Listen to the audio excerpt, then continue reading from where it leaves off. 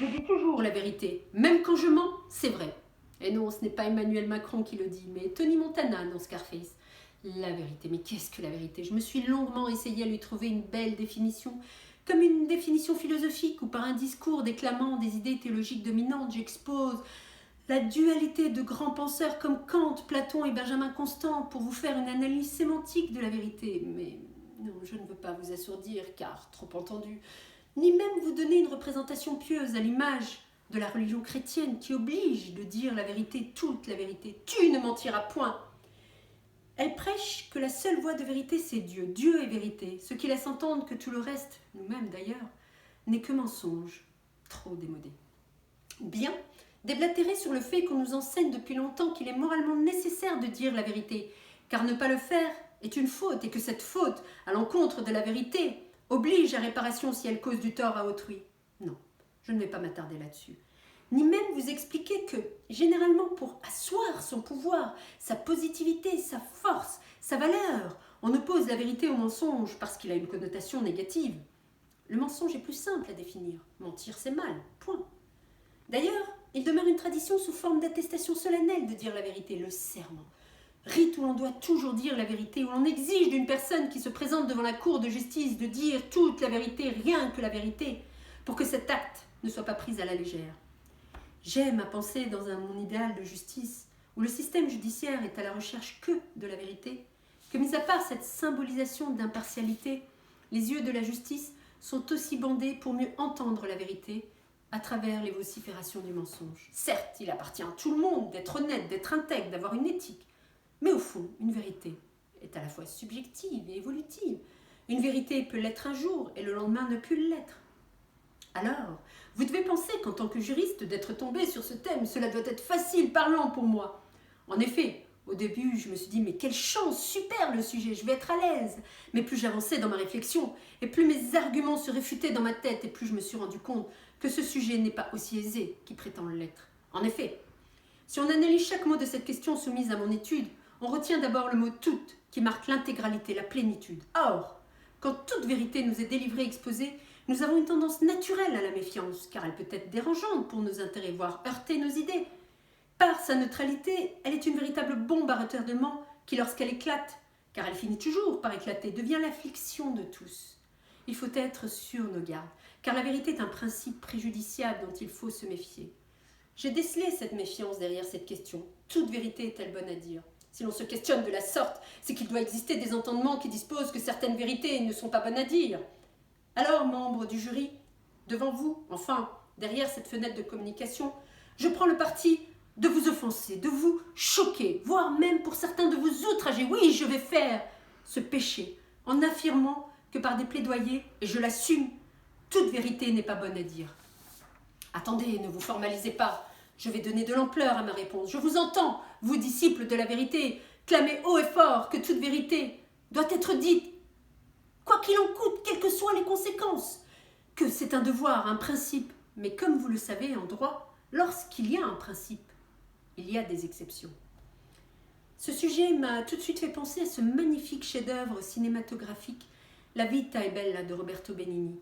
On a dans ce film un père juif qui se démène à faire croire à son fils, tous deux prisonniers d'un camp de concentration, que tout ce qui s'y passe dans ce camp n'est qu'un jeu, avec des tas de règles à respecter pour gagner.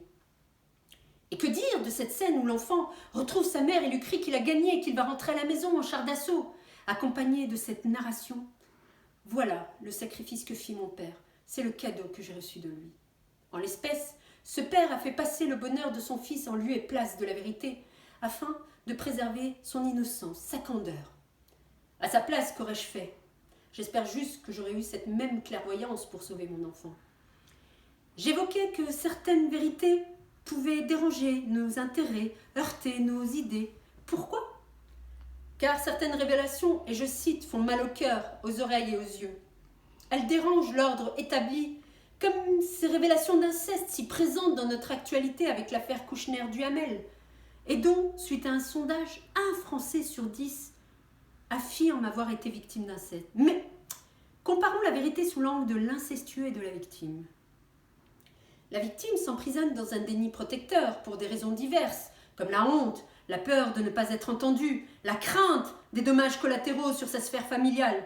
Et donc, pour la victime, ici, la vérité n'est pas bonne à dire.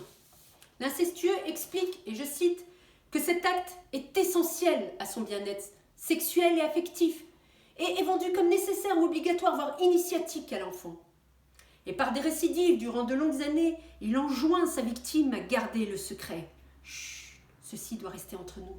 Ce pouvoir d'injonction que le bourreau a pour enfermer sa victime dans un mutisme dans le but de protéger sa vérité.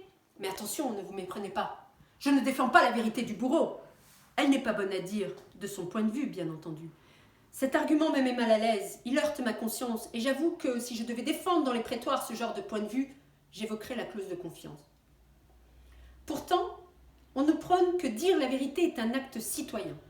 Et si je vous dis Stéphanie Gibault, Julian Assange, Edward Snowden, on les appelle des lanceurs d'alerte, ces personnes considérées comme des héros, car malgré d'énormes sacrifices, elles ont choisi, ont pris le risque de dire la vérité pour dénoncer une illégalité au nom de l'intérêt collectif. Une phrase de Stéphanie Gibault m'a interpellée et conduite à prendre cette position. À partir du moment où on dit la vérité, on doit être exécuté. Dire la vérité a détruit ma vie. Alors, dites-moi, membres du jury, comment peut-on promouvoir encore de dire la vérité tout en sachant le prix à payer? Stéphanie Gibault a tout perdu dans son combat contre la fraude fiscale de la banque UBS. Harcèlement, placardisation, isolement, licenciement, précarité. Voilà ce qu'elle dit avoir vécu au quotidien. Edward Snowden, quant à lui, s'est vu obligé de s'exiler en Russie après avoir été inculpé d'espionnage, de vol et utilisation illégale de biens gouvernementaux. Julian Assange, en ce moment, est à la prison de haute sécurité de Belmarsh où sa santé se dégrade gravement. Le 4 janvier 2021, la justice britannique a refusé sa demande d'extradition vers les États-Unis, où il risque à ce titre, s'il est extradé, jusqu'à 175 années de prison.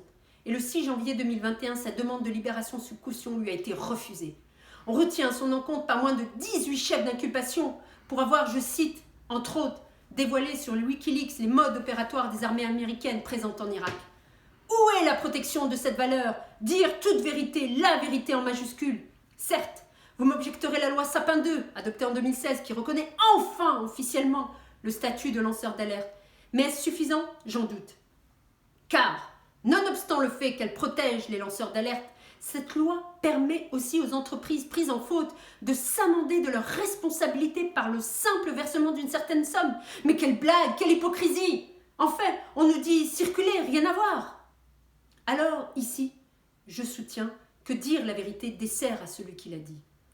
Mais elle peut aussi desservir celui qui la reçoit, C'est ce que je devais penser les médecins et la femme de Pierre Desproges en agissant ainsi.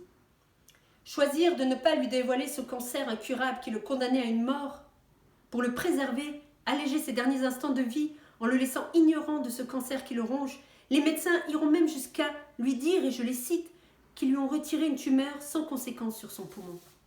Oui, je vous entends m'opposer l'article 35 du Code de la santé publique qui stipule que le médecin doit à la personne qu'il examine, qu'il soigne ou qu'il conseille une information loyale, claire, appropriée sur son état. Mais il est disposé en outre qu'il est possible, par égard pour le malade, de le tenir dans l'ignorance d'un diagnostic ou d'un pronostic grave.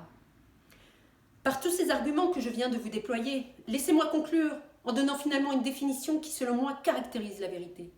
La vérité est par son ambivalence une essence dangereuse. Et c'est pour cela que Voltaire disait « Aux vivants, on ne leur doit que des égards. Aux morts, on leur doit toute la vérité. » Alors exerçons-nous simplement à appliquer ce grand principe à valeur universelle institué par Gandhi, la règle d'or de la conduite et la tolérance mutuelle, car nous ne penserons jamais tous de la même façon.